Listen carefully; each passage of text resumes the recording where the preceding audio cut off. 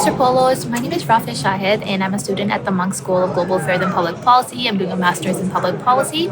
I really enjoyed reading your book, The New Age of Uncertainty. I thought it was a very good analysis of public policy issues from a statistical and economic perspective while still being very understandable for the non technical reader.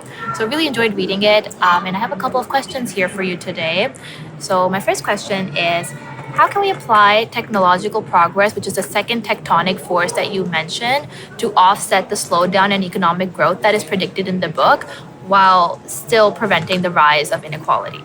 Well, what a great question, Raafia. Thank you. You're correct that the ideal outcome would be for population aging to reduce our trend growth rate, but for the fourth industrial revolution to deliver productivity growth to keep our economies growing. And that combination, if treated right, could give governments the room to maneuver to reduce income inequality all at the same time. And I believe this is exactly what we should be aiming for, but that will require that policymakers not do things that slow business investment. We have to encourage business investment, and at the same time be willing to adjust the tax system very fundamentally to avoid a continuous deterioration in income inequality, which we would get from the fourth industrial revolution. That's a tall order for most governments that I know, but it's completely feasible. And I think citizens should judge the effectiveness of policymakers against that aspiration.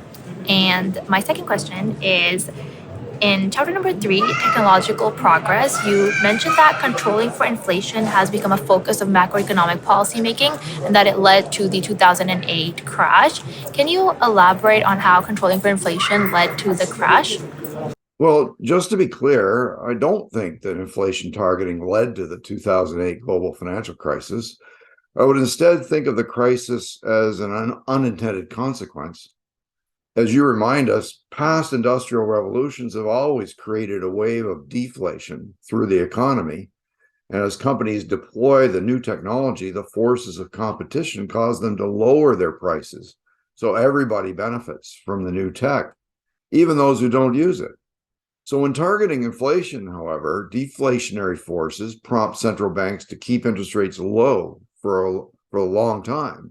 And this can lead to excessive speculation and risk-taking in financial markets. So this is what happened in the lead up to the 2008 crisis. And what it showed is that our financial regulatory architecture was not up to the task of preventing episodes like that. So regulation is far stronger now, but as we've seen recently, that doesn't make us immune from financial instability.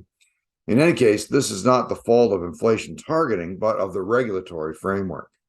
And then my third question is, what do you predict are some of the unexpected consequences of the 5 tectonic forces interacting? You mentioned in your book that a shortage of the world water supply could be one of the potential consequences. Can you elaborate on what some of the other consequences could be? Well, sure. Just as is the case with earthquakes, the consequences of the interaction between my 5 tectonic forces are really difficult to forecast.